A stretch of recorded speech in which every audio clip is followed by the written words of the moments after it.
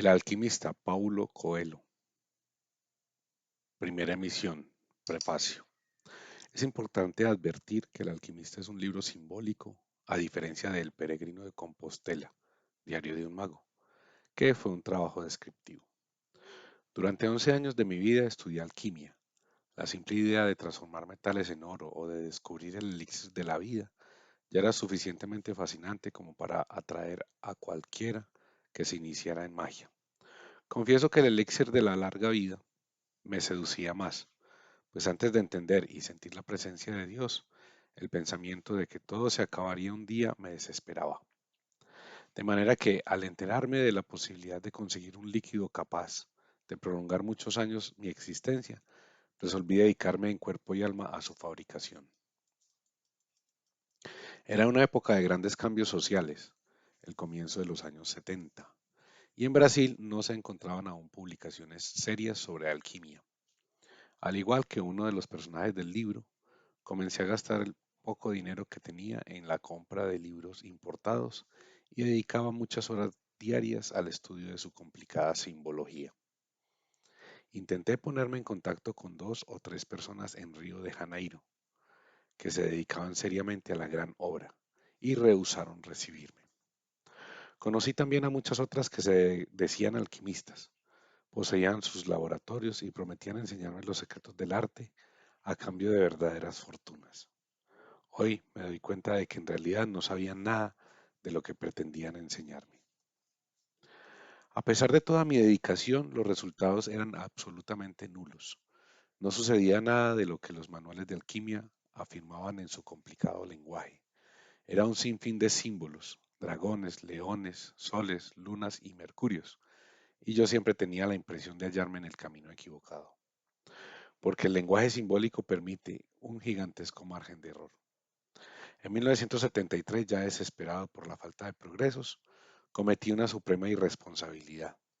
En aquella época yo estaba contratado por la Secretaría de Educación del Mato Grosso para dar clases de teatro en dicho estado y decidí utilizar a mis alumnos en laboratorios teatrales cuyo tema era la tabla de la esmeralda. Esta actitud, unida a algunas circunciones mías en las áreas pantanosas de la magia, hizo que el año siguiente yo pudiera sentir en mi propia carne la verdad del proverbio, el que la hace, la paga. Todo a mi alrededor se derrumbó por completo. Pasé los siguientes 6 años de mi vida en una actitud bastante escéptica en relación a todo lo que tuviese que ver con el área mística. En este exilio espiritual aprendí muchas cosas importantes, que solo aceptamos una verdad cuando previamente la negamos desde el fondo del alma, que no debemos huir de nuestro propio destino y que la mano de Dios es infinitamente generosa a pesar de su rigor. En 1981 conocí Ram, mi maestro, que me reconduciría al camino que estaba trazado para mí, y mientras él me entrenaba en sus enseñanzas, volví a estudiar alquimia por cuenta propia. Cierta noche, mientras conversábamos, después de una extenuante sesión de telepatía, pregunté por qué el lenguaje de los alquimistas era tan vago y complicado. Existen 3 tipos de alquimistas, dijo mi maestro. Aquellos que son imprecisos porque no saben de lo que están hablando. Aquellos que lo son porque saben de lo que están hablando, pero también saben que el lenguaje de la alquimia es un lenguaje dirigido al corazón y no a la razón. ¿Y cuál es el tercer tipo? Pregunté. Aquellos que jamás oyeron hablar de alquimia, pero que consiguieron a través de sus vidas descubrir la piedra filosofal. Y de este modo mi maestro, que pertenecía al segundo tipo, decidió darme clases de alquimia. Descubrí entonces que el lenguaje simbólico que tanto me irritaba y desorientaba era la única manera de alcanzar el alma del mundo, o lo que Jung llamó el inconsciente colectivo. Descubrí la leyenda personal y las señales de Dios, verdades que mi raciocinio intelectual se negaba a aceptar a causa de su simplicidad. Descubrí que alcanzar la gran obra no es tarea de unos pocos, sino que todos los seres humanos de la faz de la tierra. Es evidente que la gran obra no siempre viene bajo la forma de un huevo o de un frasco con líquido, pero todos nosotros podemos, sin lugar a dudas, sumergirnos en el alma del mundo. Por eso el alquimista también es un texto simbólico. En el decurso de sus páginas, además de transmitir todo lo que aprendí al respecto, procuro rendir homenaje a grandes escritores que consiguieron alcanzar el lenguaje universal. Hemingway, Blake, Borges, que también utilizó la historia persa para uno de sus cuentos, y Malva Tahan, entre otros. Para completar este extenso prefacio e ilustrar lo que mi maestro quería decir con lo del tercer tipo de alquimistas, vale la pena recordar una historia que él mismo me contó en su laboratorio.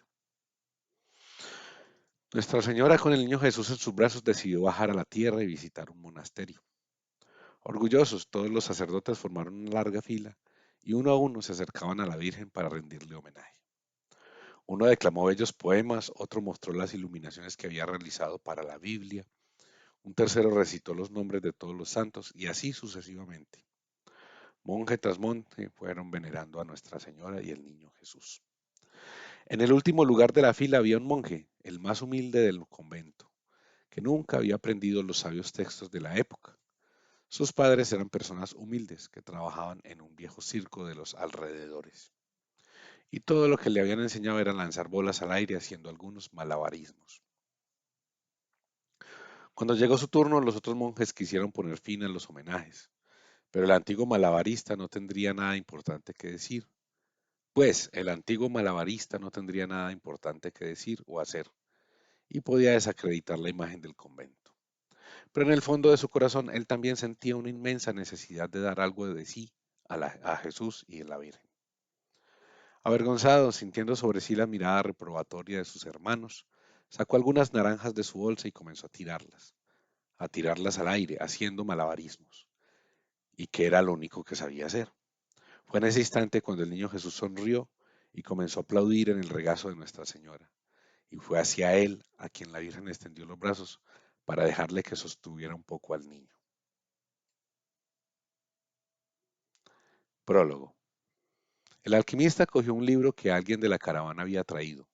El volumen no tenía tapas, pero consiguió identificar a su autor, Oscar Wilde. Mientras hojeaba sus páginas, encontró una historia sobre Narciso. El alquimista conocía la leyenda de Narciso, un hermoso joven que todos los días iba a contemplar su propia belleza en un lago. Estaba tan fascinado consigo mismo que un día se cayó dentro del lago y se murió ahogado. En el lugar donde cayó nació una flor a la que llamaron Narciso. Pero no era así como Oscar Wilde acababa la historia. Él decía que, cuando Narciso murió, llegaron las Oreades, diosas del bosque, y vieron el lago transformado de un lago de agua dulce que era en un cántaro de lágrimas saladas. ¿Por qué lloras?, le preguntaron las Oreades. Lloro por Narciso, Narciso, repuso el lago. Ah, no nos asombras que llores por Narciso, prosiguieron ellas.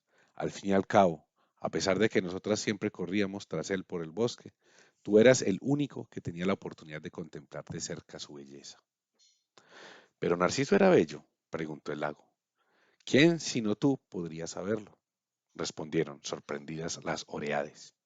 En definitiva, era en tus márgenes donde él se inclinaba para contemplarse todos los días.